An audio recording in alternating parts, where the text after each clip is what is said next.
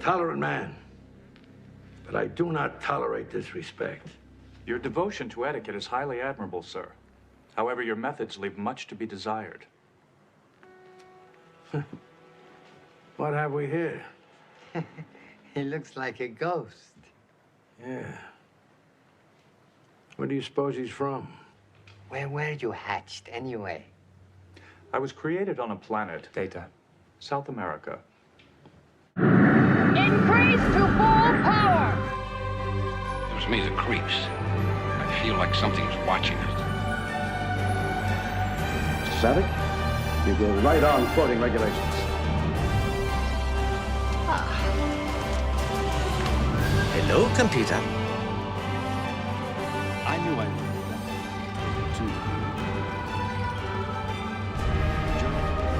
You betrayed your uniform! Target their cargo hold. Time to take out the garbage. Smooth as an android's bottom, eh, Data? I beg your pardon, sir. Inspires to be better than I am. Come on, it's gonna be fun. 5 years in space. God help me. This is the best day of my life! A phaser? You didn't use it? Swords are fun. Program complete. Enter when ready. Welcome back to another Retrek review, where each week we talk about Star Trek. And this week we're talking about episode 12 of Star Trek The Next Generation, and that episode is entitled The Big Goodbye. It originally aired January 11th, 1988. It was written by Tracy Torme, which we heard last week, and it was directed by Joseph Scanlon. The synopsis for The Big Goodbye is Captain Picard and some of the Enterprise crew get stuck on the holodeck while on their way to an important diplomatic mission. Here are some guest appearances. We have Lawrence Turney as Cyrus Redblock, Harvey Jason as Felix Leach, William Boylett as Dan Bell, David Selberg as Waylon, Gary Armanak as McNary, Mike Genovese as Desk Sergeant, Dick Miller as Vendor, Carolyn Allport as Jessica Bradley, Rhonda Ulrich as Secretary, and Eric Cord as Thug. Unknown thug. Yeah. Lawrence Turney there, who plays Cyrus, he's been in a handful of things. He's been in like Reservoir Dogs, and I think he's Elaine's dad in that episode where he goes out to dinner with them. Oh, he is. Yeah. Yeah. Isn't he the one that makes Jerry put his coat on right because the inside's pink? Yes. Yes. Yeah. Yes. I think probably the two is first we'll talk about David Selberg. Was the only time you've seen him previously, and it was a blink and you miss it. He was the Vulcan captain in the Enterprise episode where they crash in Pennsylvania, like T'Pol's great grandma or something. He's the captain who ends up dying. So the guy who played the historian in this episode that gets shot, he's the guy who ends up playing the Vulcan captain in an Enterprise episode. Wow. Yeah, it's pretty funny, actually, yeah. And then the other one was Dick Miller, who's the vendor. He's been in a ton of stuff. He's like the guy in Gremlins, in both the Gremlins movies. He's in Small Soldiers, The Burbs. He's in tons of stuff. Yeah. So that was the synopsis. So before we move on to patron and subscriber shoutouts, let's go over to Caleb and ask Caleb what he thought of the episode. Yeah, it's a fun episode. It's kind of cool how it's like a standalone. It just takes place in the holodeck, which is fun. Yeah. I suspect that's a thing that they do not like super frequently, but kind of it works well when you kind of are out of ideas for like what they doing in space, you can just be like, Mhm. well, this episode's on the holodeck. But it's Yeah. fun. It's fun to see Picard do something other than be the captain, you know? Right. So I like it.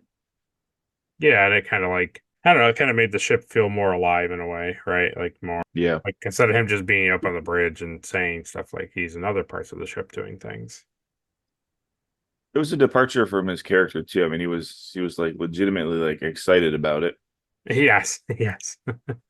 That scene, it's like they're talking, they're supposed to be talking about like, you know, the meeting of those aliens, and he's all like, and then she kissed me, and it was like I could feel her lips on my cheek, and it was like, sir, we're here to talk about the oh yes, but then I saw automobiles, and they're like, what? Yeah. So I like that. I like seeing him Yeah. animated, you know. It's good. I thought that No, was it's cool. good. So what Yeah. would you rank the episode? Let's give it a 2 Akuda. Nice. Yeah, 2 let's do Akudas. that. I like it. It's worth that. Yeah. Now it's time to thank our Patreon member, Ed Mark Star. Thanks for supporting the podcast, Ed. Your sticker is in the mail. Nice. You're able to get a couple fun, cool things from the tier you selected. So thanks for supporting the podcast. Also, we had a new subscriber on the channel, and that was Edward Thrasher. Hmm. So Thank you thanks for subscribing, Ed. Warrior. So now we can get into the review.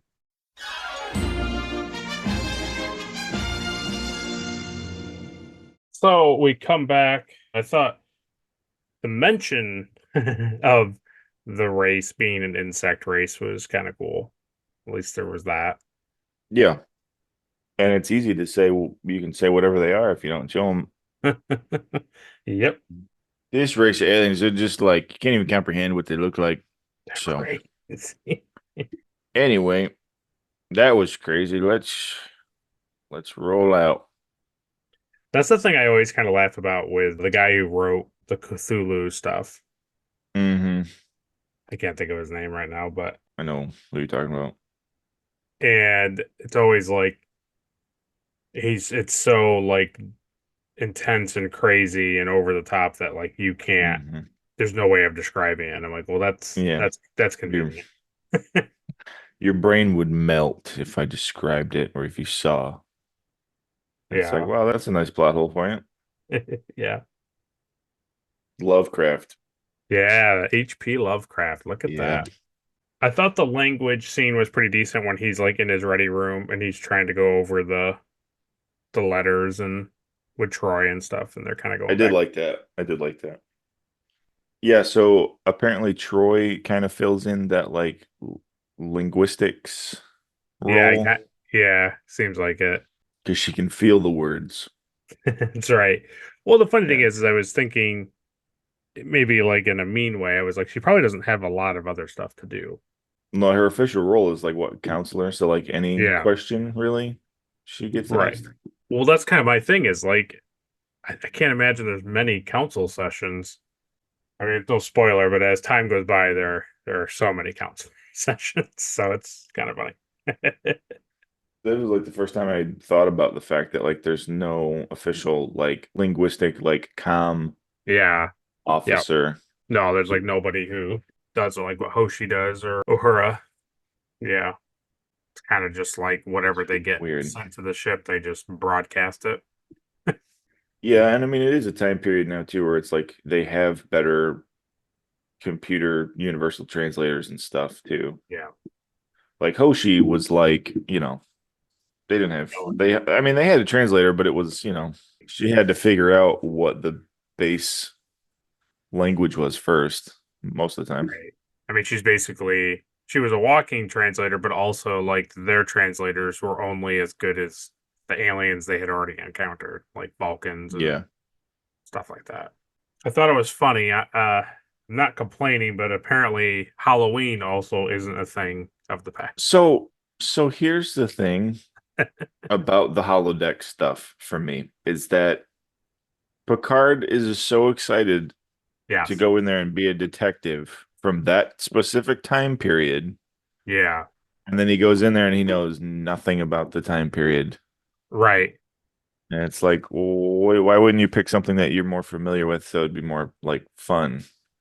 Yeah. He goes in there, he doesn't know about Halloween. He has no idea about like cars, and it was just all this stuff. And it was like, why did you pick this time then? It was funny, like going from commercial break to commercial break, because it felt like he had nothing. He was caught like off guard, like what this program was going to be. But then when he comes back, he's like, "Oh, I've enjoyed this series and this character for since childhood." And it's like, Yeah, but he I was know. super So, confused by so many things, especially like the way the secretary was speaking. And I was like, mhm. yeah, but if you're reading these books, this is how they would be written in the books. Like the computer's just going off of, I mean, the case in point was Data looking over all text material. And then when he shows up, he starts talking like a 1940s guy. Yeah, it was very weird that like he Yeah. specifically chose that, did no research on it, and then was surprised by all that stuff. I also thought it was kind of strange that, and I know it was just probably like a prop thing or a production thing, but I thought it was strange that when he leaves the holodeck, he has like the lipstick still on. It's kind Yeah, of that like was weird too. it was kind of like the problem with Wesley being wet in that episode. Something else happened in another episode too. It's like if these things are produced in the holodeck, like shouldn't they dematerialize once you Hmm. walk off of it? Yeah, because we see what happens when stuff from the holodeck leaves at Yeah, the end of this episode. exactly. Also, like, it's funny to me that the holodeck does not project like clothes on you. Yes, that you have to go and like physically change your Yeah. outfit. So again, he loves this time period. He loves these books. He does, but then he doesn't know anything about these books. But then also he can just go and has a 1940s detective rain jacket Yeah. in his closet, apparently. They don't really touch on it, which I wish that they did, but basically, like the quartermaster, like the person who would give them like clothes to go down to a planet to like blend in or something like that, like that person would make it. Maybe even maybe you know what? Maybe it's not a quartermaster anymore on the Enterprise like it was in Kirk and Archer's time. Maybe now what it is, it's the replicators, which you haven't really Mm, seen. They haven't really shown those too much, but it's no, not really. perhaps like a 3D printer type idea where they're just like 1940 apparel, like set for New York City or wherever they were. Yeah, that's funny. I remember you telling me about the quartermaster before, that he like is in charge of like designing the clothes and all that kind of stuff for away missions. But I don't remember seeing him specifically. No, I think they talk about him once or twice in a couple episodes, but they don't ever really show what this person actually does, It's funny. what their room looks like, any of that stuff. We were talking about how weird it was. What was even more weird, because you could maybe be like, oh, this is the first time Picard's going on the holodeck, which is what it kind of seemed like the way he was giving his personal log and like commenting. That's what it seems like. That's what he wanted to do, but like was caught off guard. But the part when he gets back to the room and he's like, what you were saying, he was like talking to everybody about everything. He's like, oh, I looked out the window and I saw, and Data's like a city block, and he's like, oh yes, a city block, and I was Oh like, yeah. how do you Yeah. not know Like what a city block is? in their time period, they don't have city blocks anymore. There's no such thing as city blocks. It's just all utopia buildings. Like what do they have now? Just pastures, and Squares. City squares. oh, city squares. Now we call them Federation cubes, and that's you live in this Federation cube, and I live in this Federation cube. Oh, that's funny, man. That's really These two Federation cubes are about 4 blocks. Yeah, it's kind of ridiculous. It would have been a much better decision for them to choose him to say, like, what's automobile? And then like Data's like says automobiles, and he's like, Yeah. oh yes, that's right. Like that makes way more sense. Yeah. Even Worf is like automobile. And Data's like, yeah, Automobiles. Data's like, yeah, you use them for like driving. She's like, oh yes. I know about driving. Worf is very familiar with land vehicles. Yeah. Yeah. Yes, talent in land vehicles. So in general, we kind of briefly touched on it. In general, what is like your thought on Picard going on about the holodeck and the Dixon Hill thing? Like, how did you feel about that scene where He's talking about it like in great detail? yeah, Like I said, it's cool to see him animated about something, but it's just funny too because everybody he's talking to, they're like, uh-huh, we've been on the holodeck. right? We know all about the holodeck, you know? Yeah. I think if it was like he brought his friends together to like talk about it, that's one thing. But like he literally brought them into the room to talk about the Yeah. diplomat meeting. They talk about it for like all of 30 seconds, and then he's like, well, this has been adjourned, and then he leaves. I'm going back in. Right. It's just like what a weird writing. I have to get more smooches. Yeah, exactly. If you'll excuse me. Yeah. I would like to bring you and who's that guy who does like historic stuff? Who's that historian on board? Like it's fine. There's like hundreds of people on the ship, but I always find it weird. They did the same thing to Kirk. It's like, why do you not remember people's name on your ship? It makes you look like a really dumb captain. Yeah, plus there's probably like one historian on board. It's not like it's a right whole like, department. Especially with that time period, right? Like there may be other historians, but there's probably only one that's dealing with like 20th century or 1940s or whatever, right? And the cool thing is I thought the scene with Data reviewing the Dixon Hill stuff was pretty awesome. And it reminded me of Spock doing it on the bridge when he's like increased speed and he's like on all those materials like flashing. Yeah, I did like that. That scene where he's talking to everybody, I think it could have been a lot better if he was talking like that. Mm-hmm. And then I don't know, whoever like walked in the room. Mm-hmm. And it would have been played like they were waiting for that other person to come in the room, like come to the meeting, and he was just talking like before they were. Yes. Like Tasha comes in late or Geordi or something. Like anybody, like and it was just the thing where he's just talking to everybody in the room about what he was doing, and then he's like, "Oh, okay, now that everybody's here." Yeah, then he goes on to the meeting. Yeah, that would have been that's true. That's a great point. Because the way they filmed it, like you said, it's just he's just going on and on about this thing, and they're like, "Yeah, Captain, first of all, we've all been on the holodeck. Second of all, like we're meeting those bug people in like an hour, and apparently they killed the last Starfleet people." I don't know what they did to him. It sounded like they just embarrassed him, but they also sounded like they. It sounds like they like obliterated him. So I'm not sure. I'm really not sure. Yeah, that's the way they made it sound anyway. Like you don't want to watch the tape of what happened last time. So did you enjoy all of the holodeck like entrance effects in that one time? They do I did. The three of them, Data, Wayland, and Picard walk through. And then it does like the reverse side of it and you see back into the ship. I did like that. I like when you see down the entire hallway of the Enterprise. I thought that was cool. Yeah, it was really pretty cool, yeah.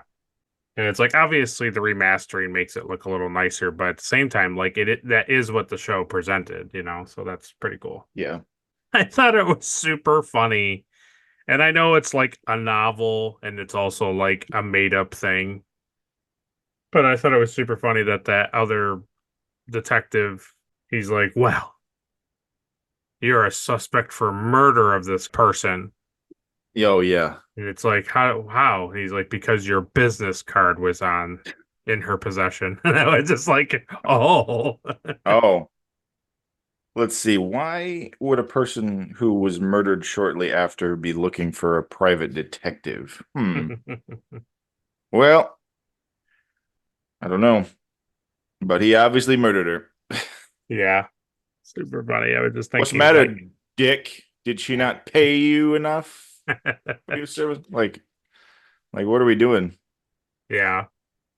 Yeah, that was really funny, actually. It's like the thing I was thinking was just imagine him being like, refrigerator repairman, likely suspect. Yeah. We found your tool bag in her apartment. Yeah, exactly.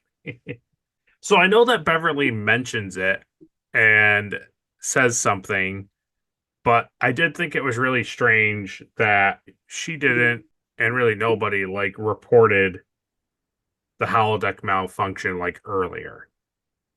Because when she goes to go in, the doors like are really strange to her, and the computer's Yeah. like all screwed up, and then she just kind of was like, "Oh, that's weird," then goes in, which immediately you would think that she would be like, "Hey, engineering, can you come look at holodeck whatever 3?" Mhm. It's like the doors are malfunctioning. And then when she got in there and told Data, Data should have been like, "Oh, well, hold on," and then like walked away and like did it. And I get like if they had done that, the whole Picard's trapped in the holodeck wouldn't have happened. But Yeah. They're like, oh no, now there's an emergency. And like, all right, computer end program. And it's like, oh God. Why is the computer not ending program? yes. I like too how if the holodeck malfunctions, it just Mhm. immediately turns like bullets into like lethal projectiles. I don't think that they touched on it, but maybe they did. I might have missed it, but they touch on later episodes that there are like safety measures in that thing. Yeah. And so if you turn off safety measures, like everything becomes real Mm. because it That makes, seems yeah, that it seems really makes, bad to build that in. yeah. It makes sense. It's just funny that like that's built into the holodeck that like there should be like a main sub right that like if something happens or like electricity goes through Hmm. the ship or something, it just immediately shuts it down. It doesn't. Yeah, you would think that that's what they would do. Yeah. No. It is kind of fun though, because I was thinking this is the way that you get the next gen crew to like do random things instead of being like, this is a planet that's stuck in the 1940s and now they're going down on the planet and like interacting with people. And they're all Hmm. like, oh, I don't know anything. Wow, like automobiles. Now it's like it's a story kind of thing. Like Yeah. it's a novel. Yeah. So At least for once, they didn't slingshot around the moon to time right, travel. right, exactly. Because there's an episode that I didn't show you. I forget what it's called. It's like it's a TOS episode. I think it's very similar to another episode, but basically like this book is left on this planet. It's like this Mhm. history book of like the mobs of Chicago in the 1920s or something like that. Like that's what the book is left on the planet. So when Kirk goes back to visit and see like the progression of the planet, not knowing that the book got deposited, when they land there, all the aliens are like Chicago mobsters. Oh, wow, that's good.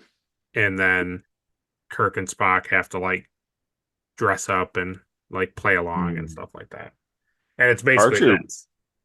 Archer was helped by the mob to get rid of the Nazi Oh, aliens. Yeah. yes. Yeah. But that actually involved time travel. So Well, that was time travel, yes, but still, it was. I did think in this episode, though, at first I was like, huh, weird. But I thought all their like disconnected enjoyment of it all was pretty great. Yeah. When they come in, she comes in and it's like, oh, Captain Picard's being interrogated. And she was like, oh, I want to be interrogated. And they were like, no, no, no. Don't bother him. He's having the time of his life, kind of thing. And yeah, just funny. The other guy, the historian guy, seems like he was like all into the role Yes. when she came in. It was almost played off like the malfunction like changed him or something, but like Oh, he just was playing the role.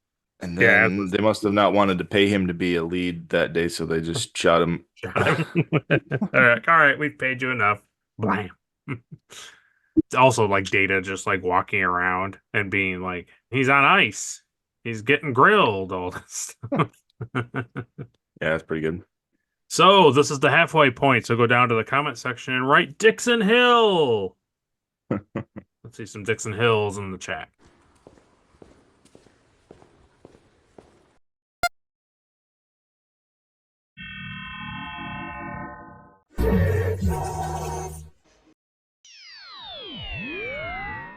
So come back, and I thought that this was like a funny back and forth, and I'm sure you had a similar thought.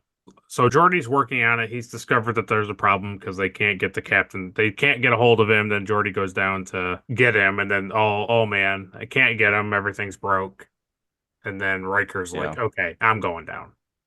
So Riker goes down. He starts to go down, and then Wesley's like, let me help. And Riker's like, no need. We have a qualified officer already on it.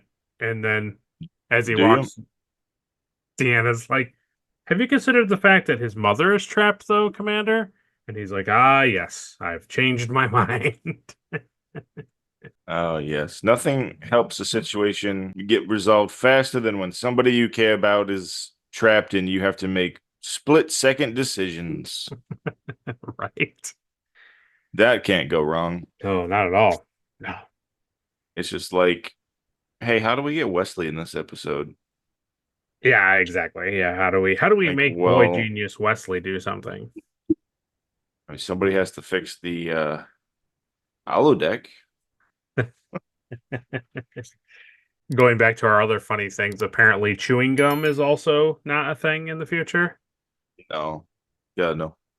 She was like, oh, I guess I eat this whole thing. Chewing gum and anything from France, basically. And Halloween. And Halloween gone. City blocks, Halloween, anything French and chewing gum gone. Eradicated. The thing that also made me laugh was Riker walking into the scene for the holodeck entrance, and he's like, I bet Geordi didn't try talking to them, despite telling me that he had already tried. I just like that he went over to the wall panel. He was like, hello, hello. And he's just like, hey, can anybody inside read me? I'm like, no. Well, guess it's broke. We'll have to fix it. Well, Geordi, I guess back to fixing it. I like, too, that, like, still because they don't have an engineer. It's just like... Random people. It's Gordy and Wesley fixing the thing, and it's like, you know, like you said, he's like, oh, no, we already have qualified people on it. It's like, no, you don't, though. You don't, though. It's like, I get that everybody, you know, should know how to fix stuff on the Enterprise, but, like, you don't have, like, a lead engineer, a chief engineer, or anybody. Yeah, like, where's McDougal or Argyle? Yeah. Like, where are those people? Shouldn't they be working on it? Gone. Even when Gordy's fixing it, you got, like, that other engineer guy just kind of standing there in the corner. And he's just like, I don't know. You want me to hand you this screwdriver? Or... Yeah. I thought Data doing the accent was pretty great, though. I enjoyed all of his... Yeah. Just he's great. Yeah. Yeah, he's always good. Did you anticipate the gunshot being, like, did you expect that to happen? I mean, I know you probably figured he was going to get shot at, but did you think he was going to get actually shot? Yeah. I knew the way they were setting up the episode that there was going to be real world ramifications for what was happening. Gotcha. It still played out pretty good. That scene, I like that scene a lot because he does it. Waylon falls down and they're all like, wow, excellent job, Waylon, like playing along. This is amazing. Mm-hmm. And then they're like looking at him. And then even he's kind of like taken back by it, where he's like, oh, wait a minute. Like, I'm actually shot. Is this blood a projection? Plus, it was one of those things too, where it was like, because she was there too, it was like, well, obviously something bad's gonna happen if you have the doctor with you. You know? That's a good point. But even she's like, he's gonna die if we don't get him out of here. Like, I can't do anything about it. His pala would say different. You want me to dump his body in the trash? Which one of these men struck you? Yeah. That guy was such a weasel too, wasn't he? Oh yeah. Yeah, Mr. Leach. Yeah. Mm-hmm. Okay, so in Star Trek 4, The Voyage Home, there's like the scene where Kirk is trying to get Spock to agree to, I think it's that he loves Italian or something. Like he loves Italian food. Oh yeah, yeah. And he's like, no, I don't. And then finally he's like, yes. It was very similar with Data when they ask him like where is he from? And he's like, oh, I'm from a different planet and I was and he's like Data and he's like South America. I know, and then Picard like immediately was like, yeah. Oh yes, we're not from here. We're all aliens from a different time. Yeah, that's true. That's true. It's like it's just fun. So there's like 2 times in this episode where he like yells at Data for doing something, and then he does it, and he immediately does it like right after. It was like that scene that you're talking about, and then when they get back on the bridge at the end, and Data's going into his monologue about, it was a rainy night in the city and the harbor. Yeah. And Picard's like, Data, enough. And he's like, sorry, sir. And then he's like, oh. Then Picard puts his head on. Yeah. And he's like, as the mid 40th century would say, punch it.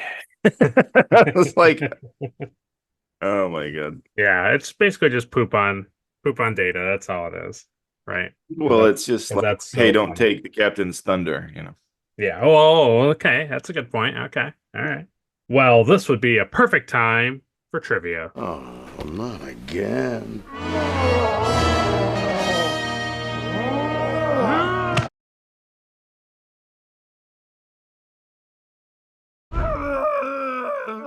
All right, now you're overacting. So the basic premise of this episode was conceived by Gene Roddenberry, who suggested doing a detective story on the holodeck. Wow. Yep.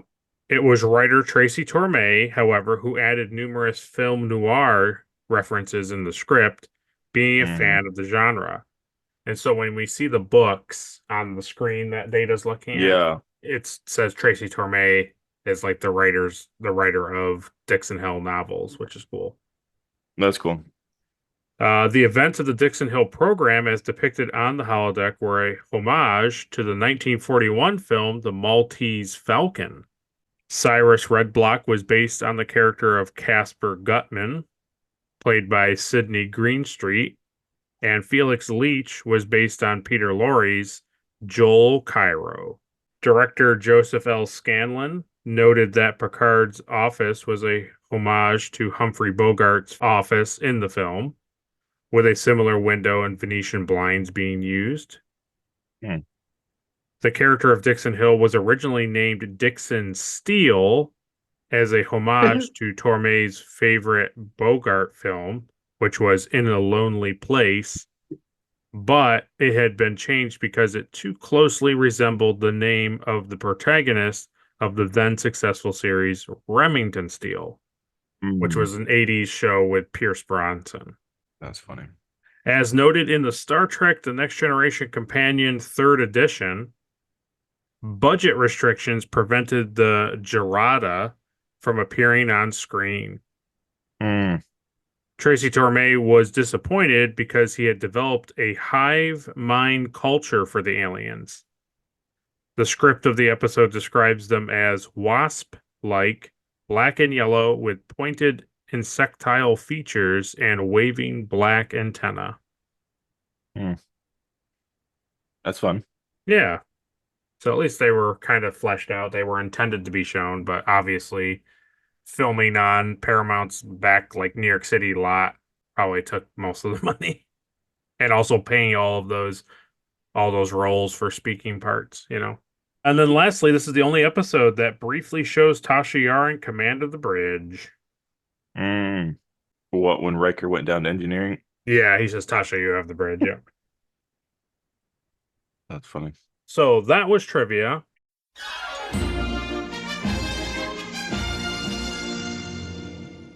We come back from our last commercial break before the end, and how do you, this is the thing that this is just like random commentary. It's not necessarily commentary on Star Trek. It's commentary on this type of concept overall. Some sort of leader or boss says, kill this individual. The henchman doesn't when the hero somehow says something or does something, and the boss doesn't like wave the henchman off from stopping them, but like a solid amount of time passes and they still don't end up shooting or killing or doing whatever to the person. Yeah. And I'm always, that's a bad henchman right there. yeah, I'm always like, I get that like he's supposed to not do that because the main character is supposed to say something that changes the leader or boss's mind. Like I get it, but it also doesn't make any sense. Like in the real world, if somebody was like, shoot this guy, they'd be like, okay, bang. Mm-hmm. That'd be it. So it's like a trope that I'm always like, not really excited about. Yeah, because that's what happens is he's like, all right, we'll kill the woman, and he like walks over and puts the gun up to her head and then doesn't do anything. And it's like, what are you waiting for an order for? He already gave you the order. Right. Right. The other funny thing is I guess the benefit of ignoring the explanation allows for Wesley to just say that if they abort the program, it'll atomize the crew. And I was like, how does that work? How does deleting everything around the crew also delete the crew when they're physical beings? Well, the computer mixes it up a little bit. I was like, that must be the benefit of Riker going like, I don't want to hear how to do it, just do it. Like, well, we'll research a little more. And he's like, no, it doesn't really matter how long we research it. It's going to be the same result now or later. And he's like, all right, well, just do it then. Then he was surprised when Wesley had to tell him something terrible. He's like, what? It's like, well, this is what I was trying to tell you. Mm-hmm. I like that, though, when he does that, he reroutes the thing or whatever he does. The holodeck becomes like all snow. Yeah. It was kind of cool, but it was like, I don't get it, but it was kind of cool. Yeah, it was really cool. But it was like, I don't really understand why I don't know if just the holodeck was just like freaking out and it just chose like an Arctic thing. I don't know. It's just weird. Maybe it went to the last, like basically the last save. Somebody was in like a tundra doing something. There should be like an emergency button on the outside. Like if you can't reach the person inside the holodeck, that like you hit a button on the outside, an emergency shutdown, and it just stops projecting all of the holodeck stuff and it just leaves the person in there alone. Yeah, you would think that's what they would easily do, especially if like safety measures can be turned off. Yeah. It's just one of those things where it's like, if it worked practically, then you wouldn't have an episode, Right, exactly. Yeah, right. So I think overall, like, I know, like, him going up to the bridge and doing the, like, like, I know that, like, that was kind of silly, but at the same time, I like it. I feel like this was an episode that actually had a decent ending, like, so far that we've watched. Yeah, for once. Yeah, I don't know. It was. I like it. The message is that sometimes you can be stressed out about work stuff and you need to de-stress. Yeah. But sometimes that de-stressing is more stressful than the work stress. So then you're more prepared for work stress. Absolutely. The moral is don't live in the past. The moral is mobsters are more scary than insect aliens. That's right. That's right. I've always known that. Well, that was generally the review. But before we conclude, let's do the thing everyone's been waiting for. Caleb.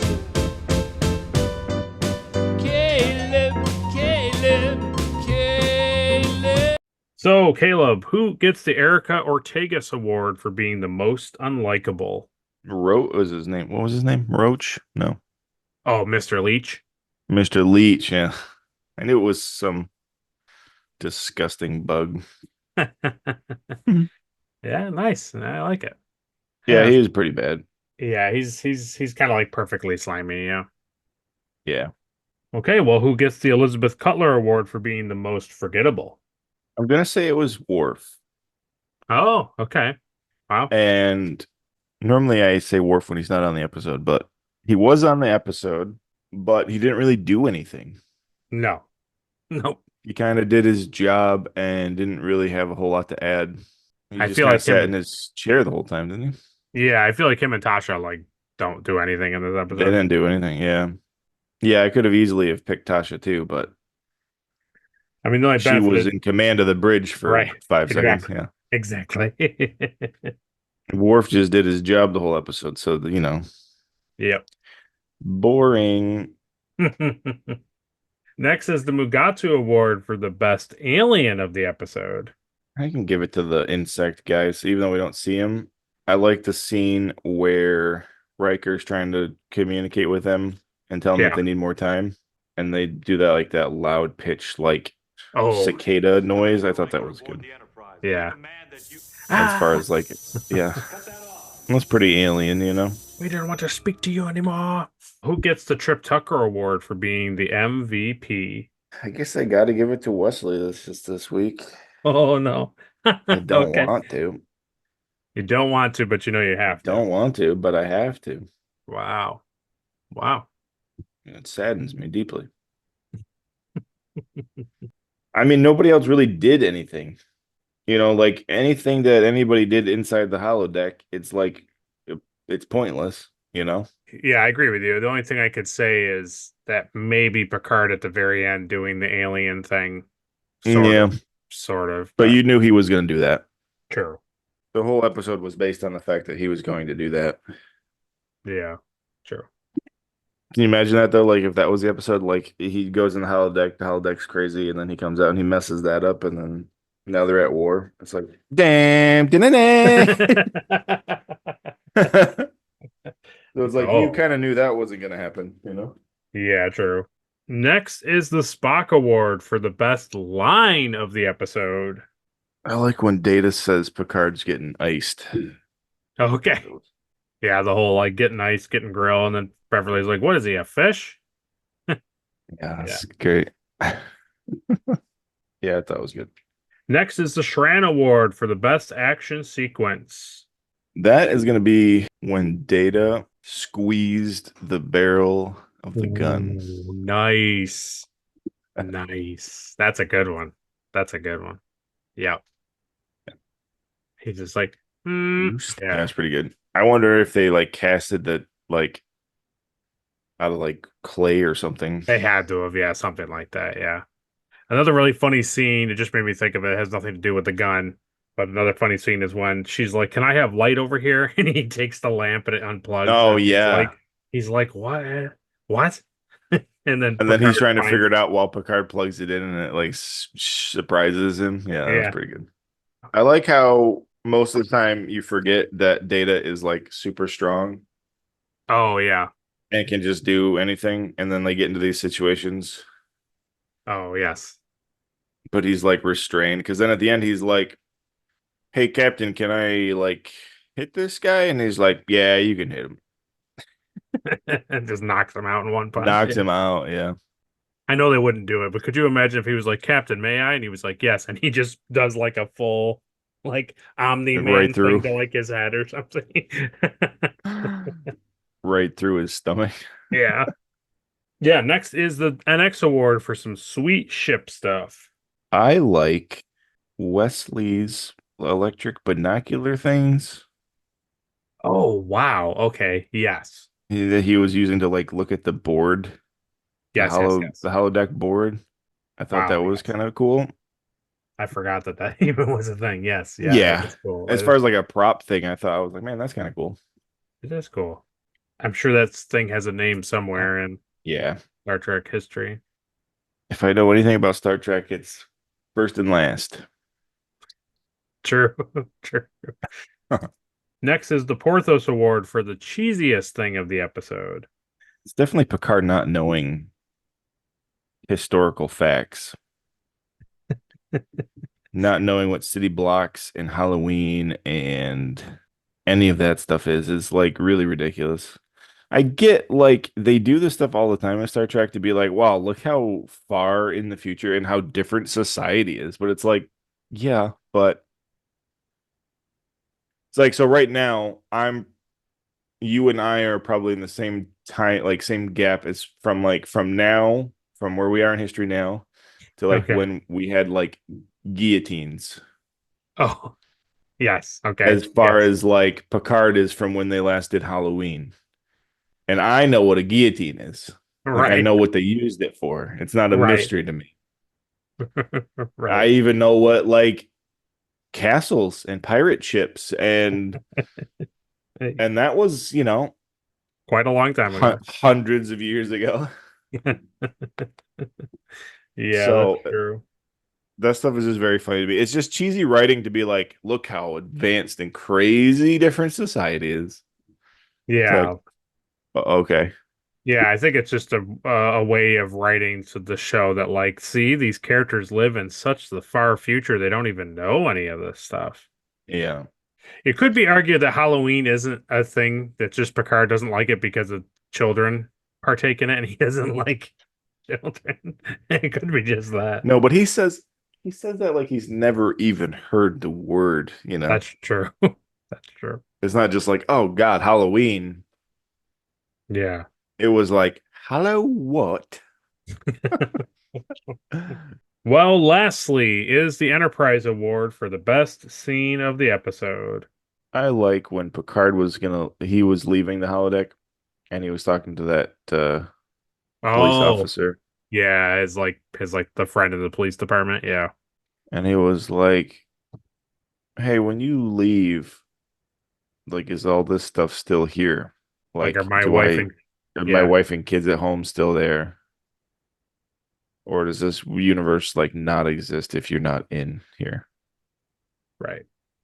And it was cool. It's like, wow, that's an interesting concept. Like, these are obviously just like computer simulations, but like, it's a pretty deep question.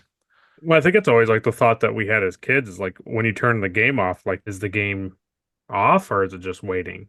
Like Yeah. yeah, it's a good scene. It's a good scene because Picard literally says to him, which is very like oof, Hmm. is he says, "I honestly don't know," and you're like, "Ooh, that's not good. That's not good if you don't know because then this could mean that they're still doing things, but like Dixon Hill isn't around." And you know what? It implies that it is real because when he leaves Hmm. the holodeck, he leaves the simulation. When he comes back in, she's been murdered. And it's like all this stuff has happened since Oh, he that's was last true. on. That's true. So, I don't know. I mean, maybe the game simulation picks up when stuff happened, but it's like, but it He might also have like implies that like stuff had happened. he might have been like, okay, I was playing chapter one, like everybody's coming in, let's start at chapter two. It could have been something like that, but yeah, Yeah. that's an interesting But it's point. Yeah. an interesting concept. I just like how like Mr. Leach came in and he's like, I need to talk to you. He's like, nope, sorry, I'm leaving the office. Yeah. Where did you go? Well, very good. That was the award ceremony. So now it's your turn to go down to the comment section and write what you thought of the episode. Did you like it? Did you hate it? Did you want more of it? Or do you wish that this was the big goodbye for season 1? Let us know down below. Next time on Star Trek The Next Generation. Next week's episode should be a fun one. Hope Caleb likes it. Should be. Should be. Won't Next be. week's won't be. Hate it. Next week's episode will be episode 13, and that is entitled Data Lore. So we look forward to tackling that episode next week. But as always, if you like the episode, like it. If you disliked it, dislike it. Subscribe so you catch all the episodes and ring that bell for notifications so you can watch the episode as soon as it comes out. And after this episode ends, make sure you head on over to Caleb's channel. Caleb has a fun, cool prop channel Has a lot of different things on there. Has Star Trek stuff on there. Whole bunch of stuff that if you have a 3D printer, you can make stuff, but also just some stuff with foam. He shows you how to make it. You can do it yourself. Do you have anything this week that you'd like to talk about, Caleb? I don't think so. If there is, it's a surprise to you and me. Well, I do think in a couple days from this podcast, we will be uploading our last Dragon Ball. He'll have on his channel the last Dragon Ball episode. So that's pretty interesting. I concluded that series doing kind of like what he's doing with me, watching Star Trek. I watched Dragon Ball. And now I'm going to be moving on to Dragon Ball Z. If you're a really big fan of us chatting, you can go over there and watch us talk about other things that are not Star Trek related. We did the first season of Mandalorian. Mm-hmm. That's right. And we're going to start talking about Mission Impossible. It's going to be pretty sweet. So, pretty sweet. If you like missions, possible things, and Tom Cruise, then we got a show for you. Yeah, so thanks for doing all the fun, great things down below, and we appreciate all the support, especially Ed Mark Starr. We appreciate the support on Patreon, and we look forward to tackling another Trek episode next week. So this has been the Retrek Review, and computer, identify exit. Uh-oh.